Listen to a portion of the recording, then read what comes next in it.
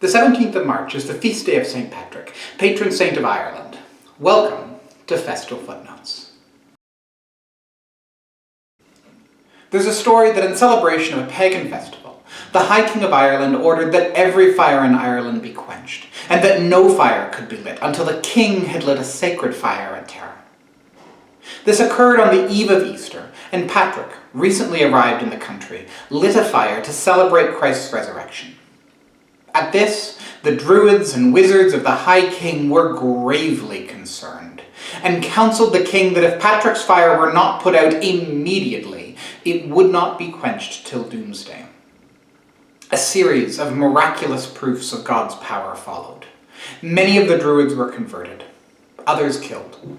Eventually, the High King was obliged to yield to Patrick. This story is almost certainly apocryphal.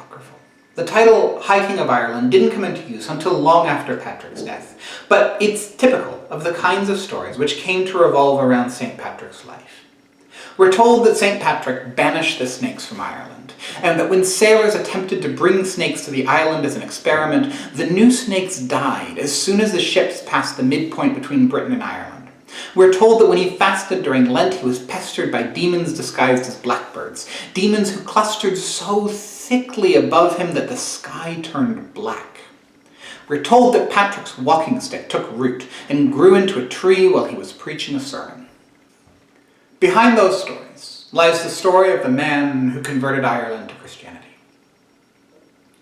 We don't actually know much about Patrick's life. He was born sometime in the early 5th century in Roman Britain, likely in what is now Wales or the west of England. While the details of his birth are vague, we do know that his father was a minor Roman official, and that Patrick was fiercely proud of his Roman identity at a time when the empire was tottering on the verge of its final collapse.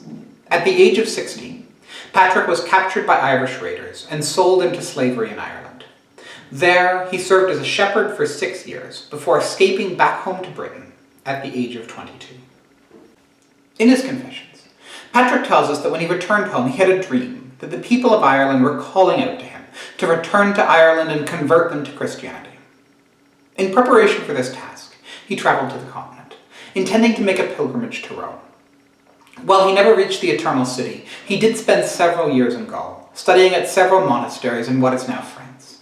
In the year 432, he was ordained a bishop and commissioned by the Pope to evangelize in Ireland. Contrary to tradition, the Ireland St. Patrick landed in 432 was not entirely devoid of Christianity. Patrick wasn't even Ireland's first bishop.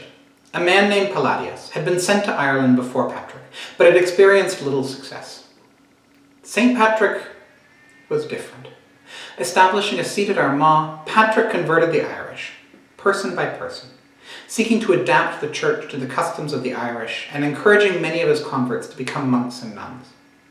He met with remarkable success, and within a generation of Patrick's arrival in Ireland, the country had been largely converted to Christianity. St. Patrick died in the year 493 and was buried at Downpatrick in Northern Ireland. Today, St. Patrick is somewhat predictably the patron saint of Ireland. Less predictably, he's also the patron saint of Nigeria, a consequence of missionary activities in that country by Irish Catholics. He's the patron saint of the city of Boston in New England and the island of Montserrat in the Caribbean. And finally, and most surprisingly, he's the patron saint of engineers, a patronage based on the tradition that Patrick was responsible for introducing Roman engineering practices to Ireland.